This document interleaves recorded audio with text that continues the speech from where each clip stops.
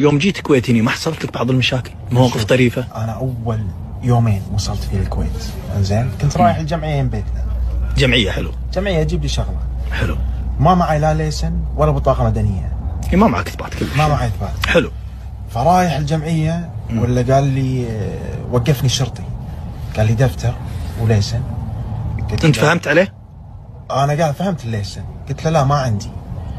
قال انت من وين؟ قلت له كويتي. قال لا مو كويتي، روح اصفط. رحت صفطت ولا جاني قال لي شلون تقول لي كويتي ما تعرف تسولف كويتي؟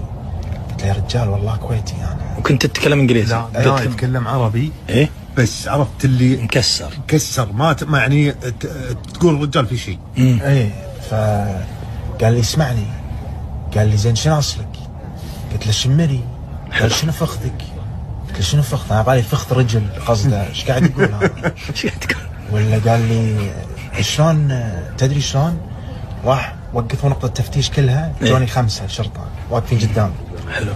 ويقول لي صلاح انت شلون عايش؟ شلون ما تعرف عربي؟ قلت له قلت له انا عايش 20 سنة في استراليا.